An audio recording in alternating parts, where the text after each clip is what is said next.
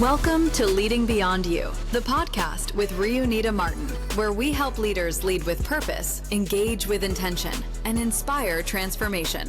Let's join the conversation. Here's your host, Nita Martin.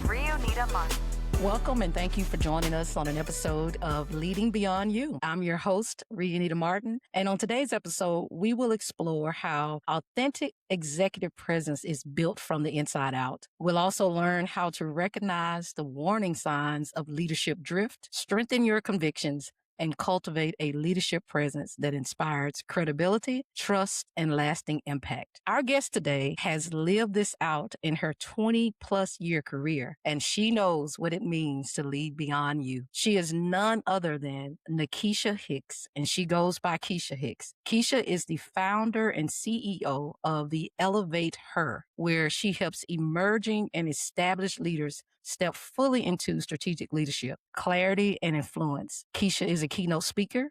She's an executive coach, and she's an HR strategist and the creator of the RISE leadership model, and that is RISE. It is a framework that helps leaders grow their results, insight, self-mastery, and ability to elevate others. She partners with organizations and individuals to build leadership that outlasts any one person, the confidence, presence, and skill it takes to lead beyond yourself. Kisha is known for turning hard-won expertise into practical frameworks. Her work lives at the intersection of leadership, development, people strategy, and personal transformation. Welcome to the show, Kisha. Thank you for being here. Listen, I'm so glad we are here. I can run right now, but I'm not. I'm going to stay in my seat. You say you can run? This is exciting. I'm so excited to be here. Thank you for being here. I knew that you would be the right person for this conversation. And just interacting with you over the years, I knew that I would get the information that I needed from you. Yes, ma'am. Kisha, you've been very successful in your career. You have led from every level within an organization. You've also held the highest titles in HR, which is CHRO, that is Chief Human Resource Officer. And you've also been a CPO, which is a Chief People Officer. Executive presence is you. Yeah. I've heard it described as the it factor. People say, oh, you have to have the it factor to get to the C-suite. But I want to hear from you and your experience. What truly defines executive presence? And I love this question. Whenever I get asked this question, this is what I always tell people because I'm real good for a good analogy. So here's what I would tell you. You ever had that opportunity where you were in a room and somebody walked in and they smelled real good, right? And the scent hit the room. And you're like, who is that? And when they walk out, the scent is still there, but they're not. And you're waiting and you could be somewhere else later and you smell that scent and you automatically relate it back to that person. That is executive presence. Now, could flip the other way too when somebody don't smell all that great, right? Let's be real, right? And they could leave their scent in a room too. And you ready for that scent to leave. But it's always who left a mark in the room. They may not have said anything, but the scent of that person is there. So that's what I think executive presence is. It's not about being loud or being flashy or being flamboyant or being aggressive, but it's about when you're in a room, is your presence felt without you even having to say anything? When you leave the room, is your legacy still in the room? That's what I think it is. I'm really glad that you said that, Kisha, because I've always said that you have to know whether it's your voice or if it's your presence that's needed in the room. And sometimes it's one or the other. Your voice isn't always needed, but even if it's not needed, doesn't mean that your presence doesn't do the same. And I've always been particular about making sure that I determine which one is necessary for me when I'm in a room. So I really appreciate you saying that. But I'm curious to know, has that always been your thought about executive presence, or has that evolved over the years as you've matriculated through your career? Yeah, you know what? That's good too. What I will say is I wish that was always the way I thought about it, right? Coming up in my career, coming up when I came up, you said 20 years. Actually, it's probably been longer than that, but I don't tell nobody the truth about my age or how long I've been in HR. But when I think about it, the examples that I saw were those people who were loud and people were like, oh my gosh, here comes such and such, sit up straight, you know? And that was always what was demonstrated, or that was what was articulated as executive presence, right? The person that was the loudest in the room, that big boss energy, so to speak. And my personality being what my personality is, I was like, well, that'll never be me, right? Because first of all, I don't even know if I like people all the time to be like that, right? And second of all, I am a true introvert. So I'm like, If that's what it takes, cancel me, right? Cancel me, check please. It's not going to be me. And so I think to your point, what happened was over the course of my career, I ran into some really good leaders. I ran into some that were trying to be good leaders, and I ran into some that were like, try again for real. Because this is not your ministry. This ain't where you're supposed to be. And I think that helped to redefine what I thought was executive presence. And then as I got into leadership roles where I had to actually lead the room, lead the team, I had to actually define it for myself, which was another level of definition. But I had to define it for myself. What was the leader that I wanted to be? How did I want my presence to be felt in a room? Because I think that your presence is power and your presence should be purposeful. But you get to determine how much of that power you exude and to what extent you use your purpose with it. Definitely purposeful. Without the purpose, it doesn't go anywhere. And it definitely doesn't go beyond you without the purpose. I also want to add to this credibility. Credibility is also a part of the executive presence because without it, you don't move forward, right? You have to establish credibility, which eventually builds trust. I know from the organizations I've been in and the people that I've worked with and worked under, I've always saw that there were two types of leaders. There was the leader that commanded the room, they commanded trust, they were reliable, they worked with integrity. And then there was the person who just simply held a position of authority. You got nothing else from that person. Kisha, I've been interacting with you for a few years now via LinkedIn. I've joined some of your online webinars. I've joined some of your strategy calls. And there's a few things that I do know about you. With every interaction, every presentation, you show up very authentic. You're going to get the truth from Kisha about the way things are, the way things should be, and what you need to do to get to where you want to be. Another thing is you've been vulnerable and transparent in sharing your path, the mistakes that you've made, how you've bounced back. And that to me hold a lot of value, not only for the organizations that you've led in, but your clients. I know that they value that in you, and so do I. I want to talk about how many leaders begin their career. They begin with a sense of purpose and they have their values. I've always said you show up with your values and make sure that their values align with yours and not the other way around. But over time, values can become overshadowed by performance requirements, organizational politics, challenging the status quo of having to do what we've always done and no one wanting to change that. How do you distinguish being adaptable and compromising your values? One of my favorite quotes, actually, it's not mine, but I got it at a doctor's office, believe it or not, is flexible people don't get bent out of shape. Right? Ain't that good? Yeah, Listen, I'm gonna write that down. write it down. Listen, save it. It's not mine. Give it freely to whoever you choose. But when I think about that, flexible people don't get bent out of shape. That lends itself right to adaptability, right? Now, two things though. Should a person ever compromise who they are at their core to be anywhere? Absolutely not. Because the moment you start to compromise who you are at your core is the moment you give whoever is in charge or writing the check or the big name, you give them the power to tell you who you are and who you're not. And so I think that you should never compromise who you are at your core. Do I think that your pivot foot should be strong though? Yeah, right. Because businesses go through seasons. Just like people go through seasons in their lives. And depending upon the season in which the business is in or which you are in your career, you may have to adapt. You may have to pivot a little bit. The thing that got you there won't necessarily keep you there. And so it may be something that, I think all of us are a work in progress anyway. Right. So I think there's always what I might have held as one of my gifts that was really good doesn't mean that I can't strengthen it. And that strengthening may include me having to be adaptable, right? I mean, think about it. COVID taught us that. Yeah.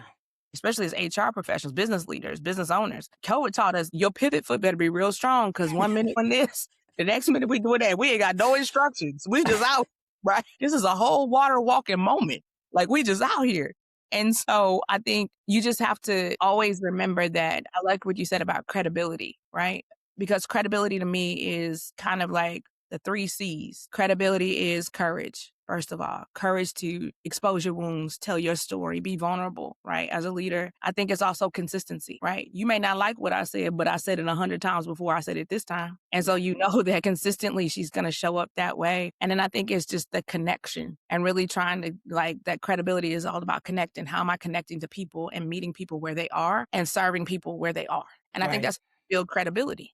with people. It's not about having all the right answers or being the loudest or no, it just looks a little different and you do have to adapt. Right. Can you share a moment maybe where your values were tested? We all go through it. I'd love to hear a moment where your values were tested. Yeah, it was that moment where if I say this, I'm probably gonna lose my job. So let me go ahead and start packing up everything because I didn't had it, but I know I got to say this. There was an instance where I was in a very senior role and everything kind of came to me for signature. And there was a young lady on a team who, and I had kind of advocated for her to be there. And the institution in which she was in, I'm trying to think of this way, not to say who they are, but also to be very clear, the institution was not very diverse. And I was one about, I think there should be diversity in this particular institution. And so I kind of advocated for a young lady, not because of her particular skin tone or skin color or gender, but because she was good at what she does and she just happened to be, right? And she ran circles around other applicants. However, when it came time to make the hiring decision, the decision was to go with someone who was not like her. And I absolutely vetoed it. And I asked that senior leader, why? Tell me why. If you're going to hire, I need a justification, which was something that had not been asked for before. My predecessor didn't ask for those things, but I wanted to make sure because for the equity in the process, I wanted to make sure. And that's important to me. That's a value to me, right? Treating everybody fairly. And I knew who they picked and I knew the girl and I was like, mm-mm. And so the only thing that he could justify, and I couldn't believe he came out of his mouth and said it, was based upon what I thought it was. It was she wasn't going to be a right fit because of wrong skin tone, wrong skin color. And so I fought for that. And I said, absolutely not. I went up the ranks and said, absolutely not. I'm not going to sign off on this. If you sign off on this, it's not going to be under HR's advice to do so. Ends up, we hired her. Wonderful situation. She worked her behind off. She did exactly what I knew she was going to do, show up and show out, right? Mm-hmm. And then there came a time for her particular department to hire someone else in other roles that were lower roles. And they wanted to hire two individuals, one of which was a different gender, both of which were different colors. And they literally passed the paper to me and thought I was going to sign off on the salary. Now, here's the thing about the salary. She was at a higher level. And they wanted these people that were at a lower level to make, one of them make the exact pay, one of them to make more. Wow. And I was like, absolutely not. So it was that day when I was like at my wit's end. So I started literally packing up my office. And I remember walking to my car and I called my boss, who was the leader of the organization. I said, listen, I'm not signing off on that. I said, do you understand what that says if I sign off on that? She looks like me and you're asking me to negatively impact her.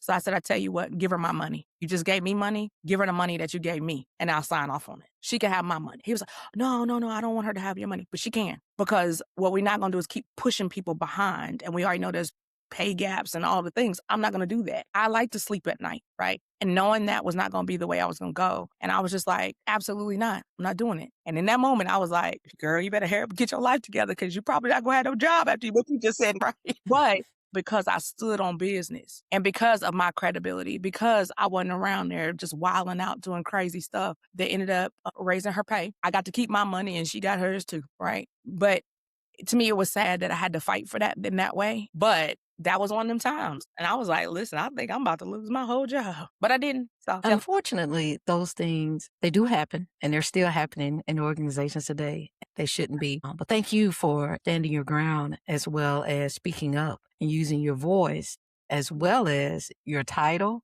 and your influence and your credibility to say, this is wrong and we need to do what's right, because that doesn't always happen. No. Some people are like, hey, you're on your own and you're going to have to figure this out on your own. I'm glad to know that you're the type of leader that will go to bat for their people and you're going to always stand up for right, whether they're on your team or not. I definitely believe that about you.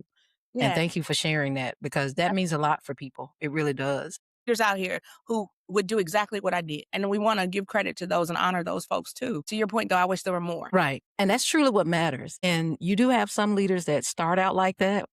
And then later on along the way, they change and they're no longer that person. And it could be for a number of reasons. Some people get tired of fighting. Some that organization or office politics change them, or trying to please people and make people happy. I call that people losing sight of what matters most. Mm-hmm. What advice would you give to a leader who's going through that they've lost or they're beginning to lose sight of what matters most? Yeah, that's a tough one, right? Because I don't think it's something that happens suddenly. I think it's something that happens gradually. And as it happens gradually, sometimes it happens and you didn't even know it happened. And it's just like it happened gradually in that way. It also sometimes is not one of them instant fixes either. Right. And so I think if a person finds themselves in that position where, hey, this is not how I used to be, right? I ain't got that same affinity, that love for the things I used to do or how I show up is changed. I think, one, you got to get in community with real people that'll keep it real with you. There you Right? go. That's so many times we got too many yes people around us. No, that's fine. That's how you're supposed to be. Absolutely not. You need people who will hold you accountable to who you said you wanted to be when they first met you. Right. And I think that I call them my who gonna check me boo crew. Right. Literally. Like, and I have those folks. Like, you need that though, right? Because sometimes those are the people who can give you the wake up call and say, hey, listen, this doesn't sound like you. This is not who you used to be. This is not what you stood for before. Do you realize this? I don't like this for you. Right. So I think one is community, but then sometimes I think that you have to get reconnected with reality, right? Because here's the truth of the matter. These are real funny economic times. Okay, let's just keep it real.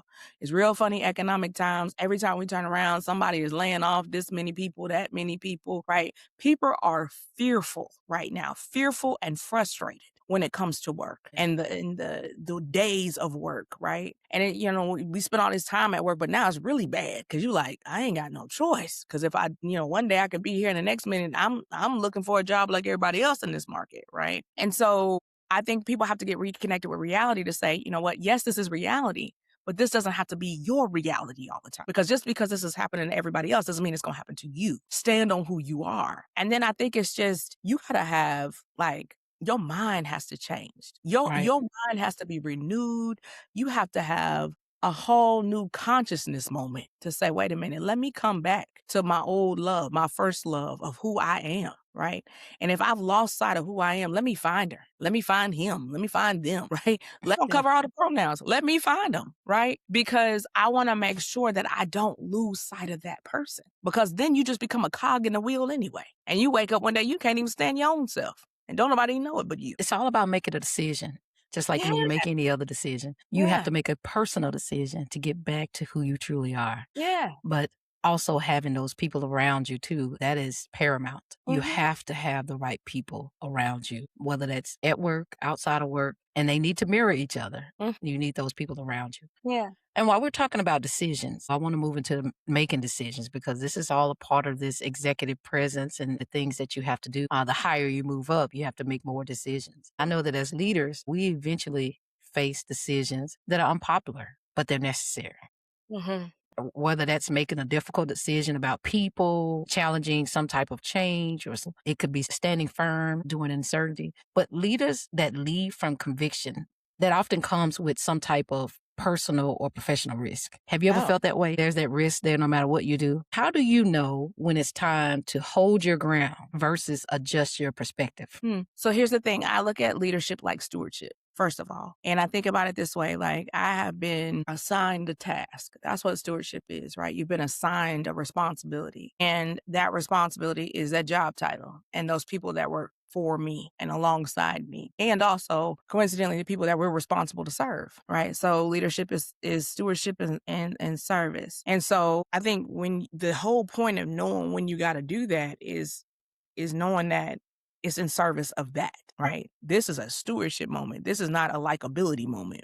John Maxwell says, if you want to be liked, sell ice cream. So my thing is, it's not about being liked, but it's about, I have a responsibility. And am I stewarding my responsibility the way I'm supposed to steward it? But that, yes, right, it is. That's a character thing. And I'm sorry, you can't teach character. I mean, seriously, you Yeah. can't, or You you have it or don't, you don't. right?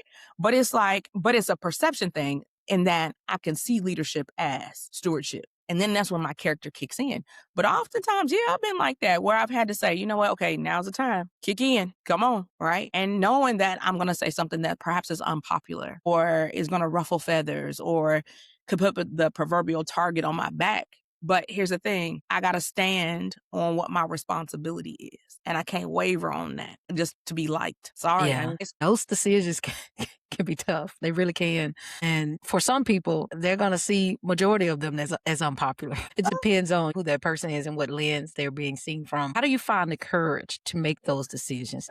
while maintaining trust and bringing others along with you? Okay, so here we go. This is probably unpopular for most of the people that, no, you know what? Your audience is going to be dope like us. So Yeah. here's what I'll say. My faith keeps me grounded, right? Keeps me grounded in the truth. Yeah. And the truth is all about treating people fair. The truth is about loving people regardless. The truth is about service. That's the truth. So, I mean, do I do things? Do I say things knees knocking sometimes, scared as I don't know what? Absolutely. Right. But I have to believe that I'm not there for just to be there, but that my role has a purpose and that whoever he calls, he qualifies. So he qualified me to be there. So if I need the courage, I say a little prayer before I have to say something and I move on. And I do what I have to do. And so that's how I think for me. That sometimes puts you in a situation where you feel you may be leading alone or you don't have those who want to follow because they're too afraid to stand on truth or they're too afraid to speak truth because they're so worried about the outcome. I'm so glad to know that you're still going to speak truth and stand on truth regardless of the outcome. So thank you. These are leadership principles and values that are missing today. They're lost on a lot of people. I don't know any other way to say it. I've experienced it and I've experienced it in the year of 2025 and 2026. When I say that these conversations are necessary, they truly are, because you're working with people day in and day out.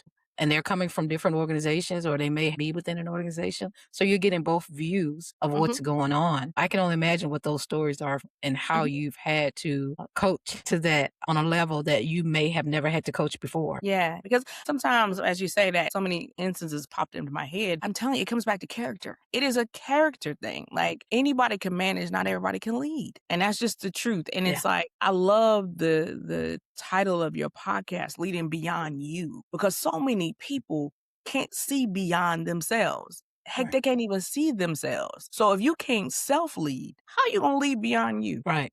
It doesn't work. But so many people get promoted or fool people into thinking that they the right one for the role. And I'm like, listen, you get toe up enough, you know that you ain't the one. Right. And so it does become isolating and it becomes lonely. My best friend and I talk about this all the time. Like, that's why you got to have your people. You have to be constantly, diligently looking for people that are like you. And they may not be in your immediate proximity.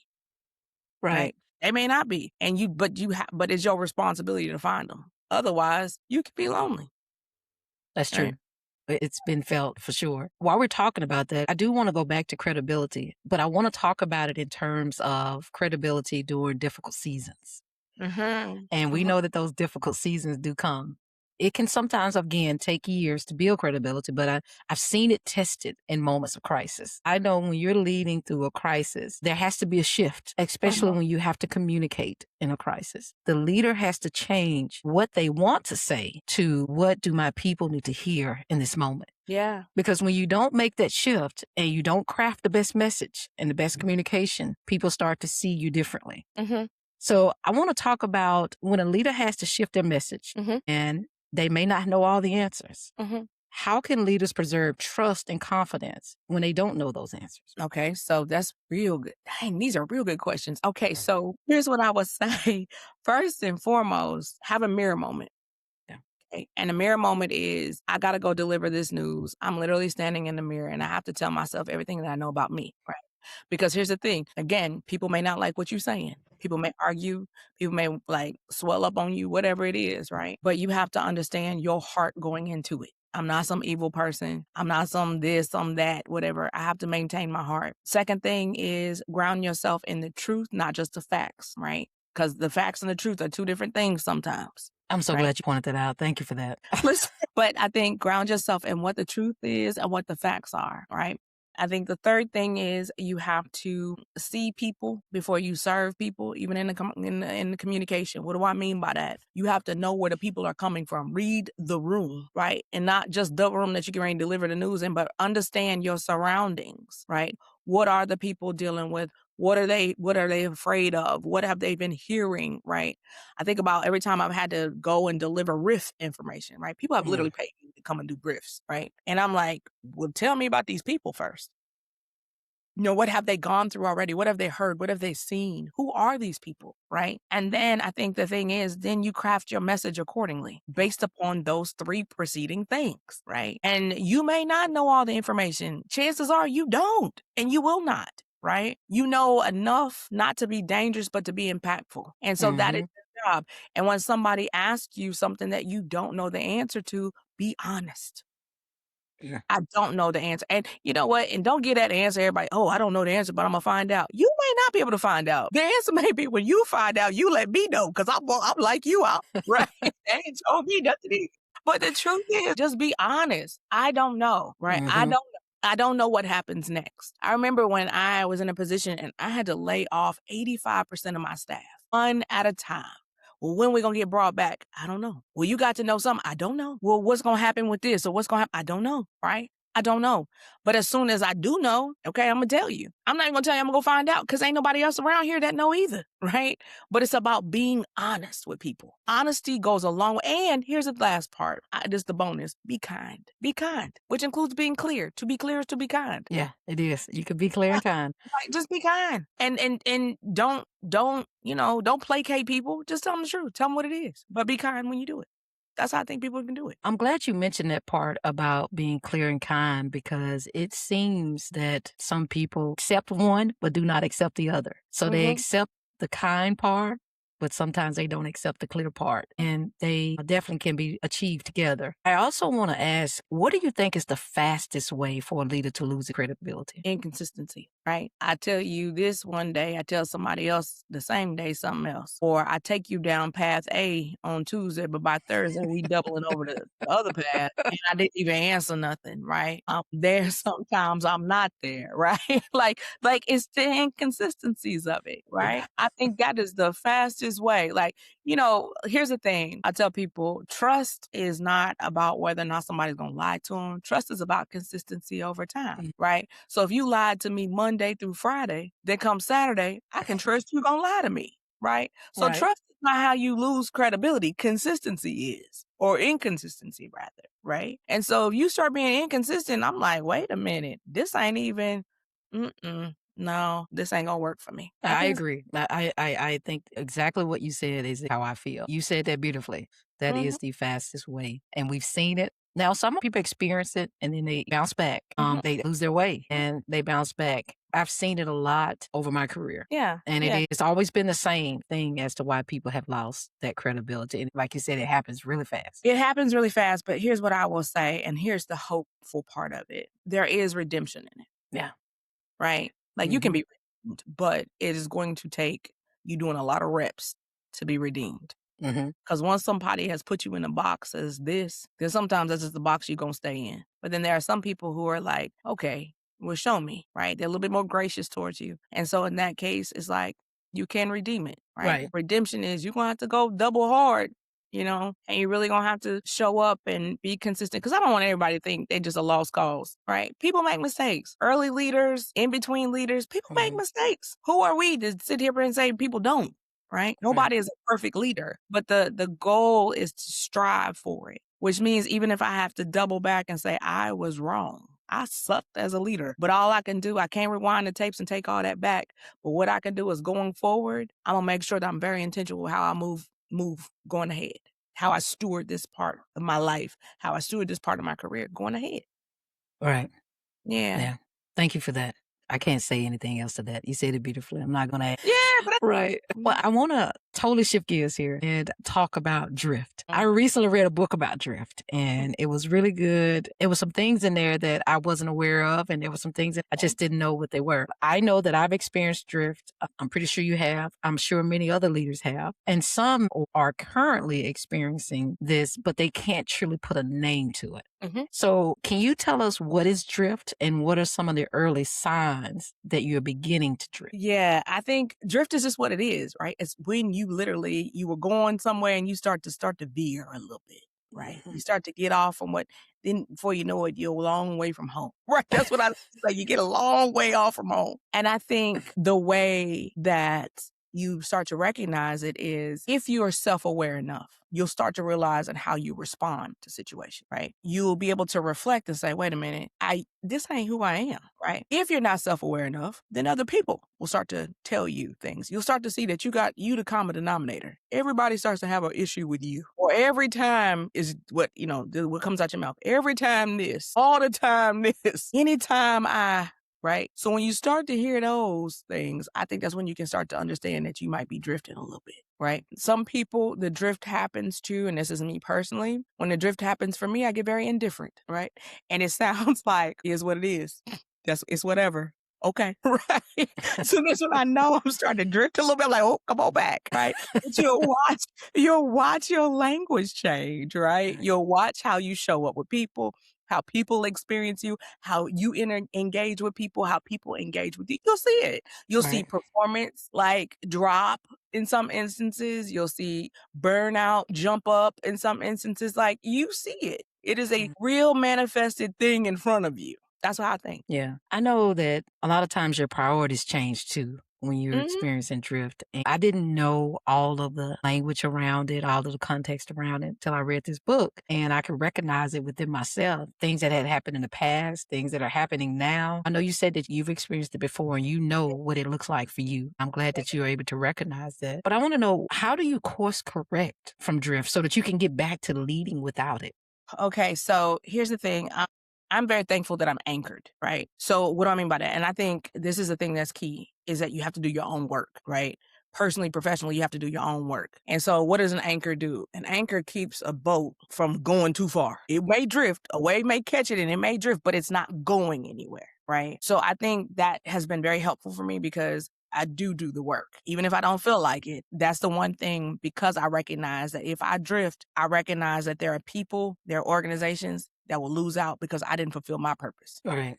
right? So it is my responsibility again, because I'm the owner of nothing and the steward of everything. It is my responsibility to make sure that I stay anchored. So when I notice that I'm going into that, it is what it is. Well, right? I have to get back to myself and say, wait a minute, hold on, Kisha, you doing too much. This ain't you.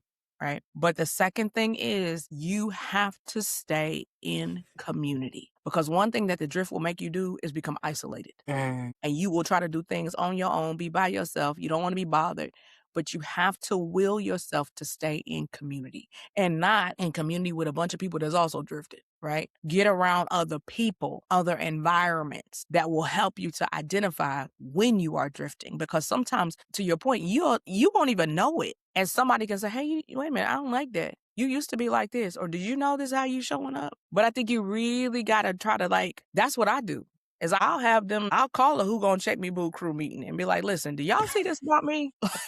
Like life ain't lifer right now, right? Like what I used to think was important ain't important to me. My priorities have shifted somewhere around here. Yeah. So do y'all see this too, or am I tripping? And my who gonna check me boo crew gonna be like, wait a minute, hold on, yeah, you out there, come on back. What can we do to help you to come back? We mentioned earlier about how leadership can be demanding and sometimes isolating. And then you Mhm. add drift to it. And I can see that as something that's pretty hard to recover from, especially if you're already feeling isolated through leadership and Yeah, then you're drifting and you yeah, have a team of people that you're responsible for yeah. and you have to try to get back to leading without drift. I'm so glad you chose the term anchor because without that, I can't imagine getting back to that space or that real place of leading without those other things carrying so much weight. Mhm, yeah. But here's what I would say. I think a lot of leaders don't take it seriously enough to Yeah. develop themselves, right? They think once I've made it, I made it. No, absolutely not. Because the seasons will change, the tide will change, right? You Mm. can't have the ocean without the tide. Right. It will come and it will knock you out sometimes. And there will be times when you have to make difficult decisions or times when you have to make, again, unpopular decisions or times when you have to lead people that you inherited and would have never chose for yourself, right? And you still have to show up because you have a responsibility and a paycheck that goes with it. And so you absolutely have to always stay on top of your game, which is honing in on your craft, which you are your craft. And so, I can't tell you how many times, I have all kinds of developmental conversations, reflective conversations, emotional intelligence conversations, because that is key. If you want to not drift, because the people who are anchored, once you drift, sometimes you get too far out there and ain't no coming back from it. We've watched leaders like that. You like, Yeah, we no, have. they have no clue. And once it's done, it's done. Ain't no Yeah. coming back. Yeah. Or if they're coming back, it's a hard comeback. Very much so. Yeah. Yeah. So it's like, yeah, you definitely have to be anchored, but understand and know that as human beings, I think the drift is inevitable. We all gonna drift at some point, right? Because life, I agree. for people and things. We're human, right? Yeah. I mean, like, you're going to, but knowing that, and all your listeners know this, knowing that now, Yeah. what are you gonna do to anchor yourself? Right. So that when that day comes, you might drift off, but you ain't going too far. Yeah. Thank you for that response. I love that. Thank you. Keisha, we've discussed shifting priorities through drift and maintaining our credibility through difficult times and holding on to our values while leading with conviction when the decisions we make are unpopular. So most of these, of course, are day-to-day situations for leaders and challenges. I'd like to know, how do you create space for reflection and self-awareness? That's good. Okay, so one thing that I say quite often, and it's been on repeat, is that we don't have the ability to control time, but we can manage our capacity, right? We don't create time. We're not the issuers of time. So for people to say, I don't have time to reflect, that's both true and untrue at the same time. Right. But you do have to create the capacity. And to me, we make room for, or we create capacity for those things that are important to us. And so what I always encourage people to do, as well as I do it myself, is always think about, well, what's important to me right now? What are the 5 things that I value? And as I think about the 5 things I value, one of them is my personal and professional development. Mm-hmm. And so part of that is then I card whatever you value, you prioritize, and whatever you prioritize, you make time for. Absolutely. And so what since I prioritize that, part of my time is I have to find space and time to reflect. And some of that is my ceiling fan moments, which I tell people all the time. Like, I people all day, and I'm like, it always includes a ceiling fan, right? My best friend, she'll send me a text and she'll say, "Are you?" And I'm like, I'll send her a picture of the ceiling fan, right? In a moment, it's a ceiling fan, but that allows me the time just to kind of have this moment with myself, right? Mm-hmm. Kind of run back my own tapes, if you will, right? So I create that space. I think I also create what one of my coaches years ago taught me, and I instill it in my team now, and people that I coach, is a whole review preview. And so at the end of the week, I'm like, okay, let's review it. What did we do well? What did I suck at? Like, what did I hope I got accomplished but didn't, and why not, right? So I review it, right? And then I also preview what the next week is going to look like for me, right? That helps. Mm-hmm. Yeah, those are really great tips. And the 5 that you mentioned, that's amazing. I don't think I've ever heard anyone say that, but yeah, in the ceiling fan moments. Listen, sometimes you just have like complete silence, ceiling fan going, and it's like, okay, wait a minute, right? Because the world can be so loud. Yes. Right? We have all these competing priorities, and as leaders, the world can really be loud. Like, that's true. Somebody always pulling on you, and there's always a voice, and there's always something that you have to do or give or say. So it's like, how can you find a moment just to be quiet? Mm-hmm, mm-hmm. And some people don't go home to quiet. No. So I just can't imagine how that feels for them.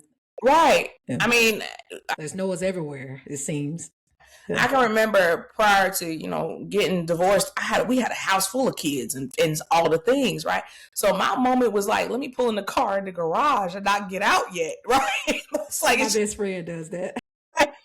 It's just like, he's just in the garage, like, okay, let me get my life together, right? But I think it's being able to ask yourself those questions, like, right? Like, again, I tell people all the time, have a performance evaluation meeting with yourself once a week, and just say, self, what do we do? How do we show up? How do we show up for us?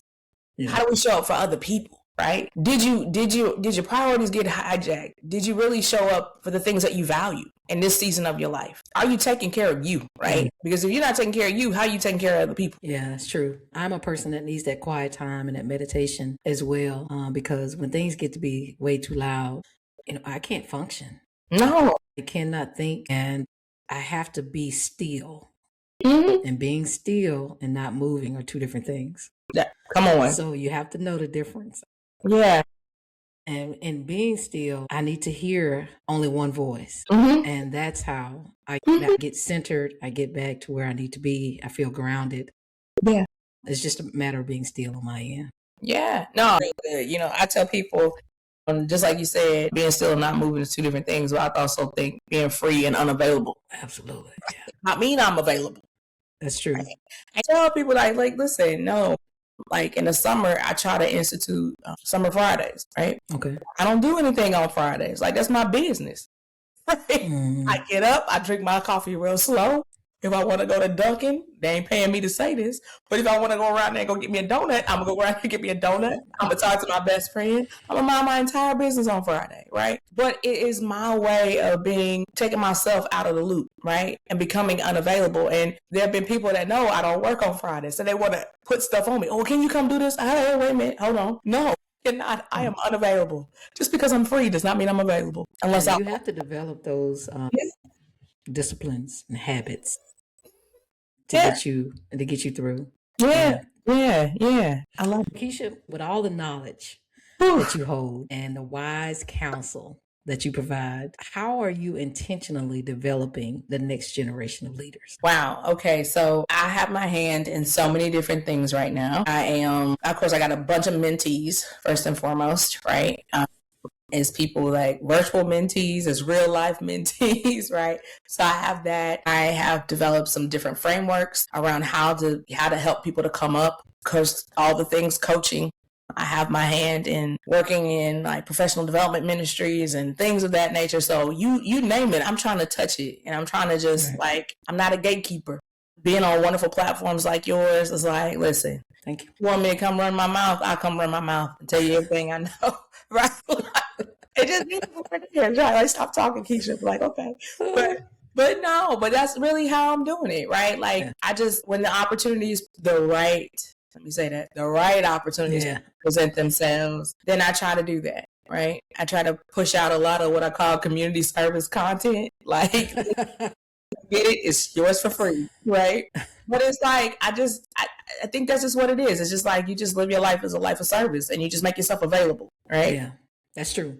I think that's, just make yourself available. That's how you do it. Thank you for that. Mm-hmm. I want to move to closing.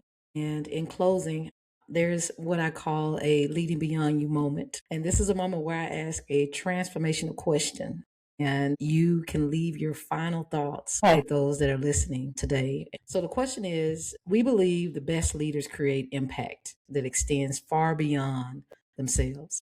And as you reflect on your leadership journey, what does leading beyond you mean personally? And what is one piece of advice that you would leave with leaders who want to build influence that outlasts their title? That's so good. No pressure, Kisha Hicks.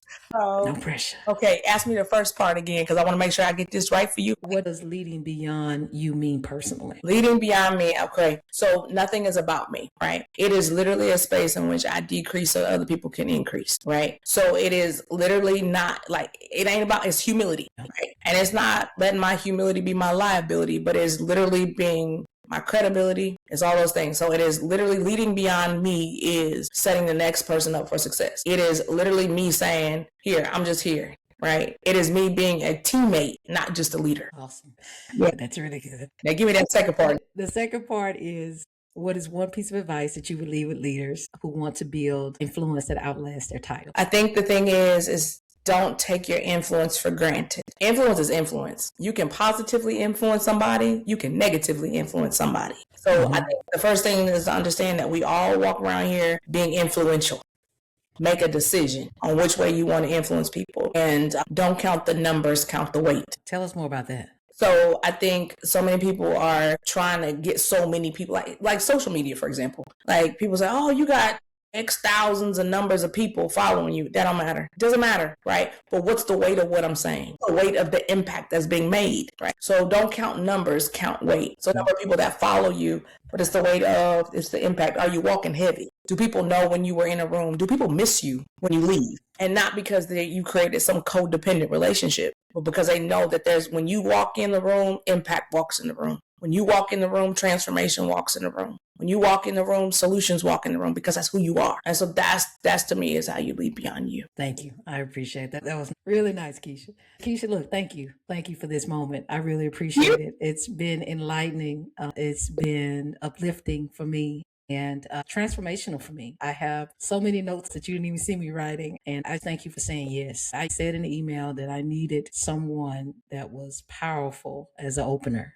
and that's what I got. Thank you. I really appreciate you. For those that are listening, we hope that you will continue to go on this journey with us and that you will like, share, and comment. If you would like to get in touch with Kisha, all of her information will be in the speaker notes. All of her services, her links, her social media, everything you need to contact her will be in the notes. So until next time, I'll see you on the next episode. Thank you for joining today's episode of Leading Beyond You with Reunita Martin.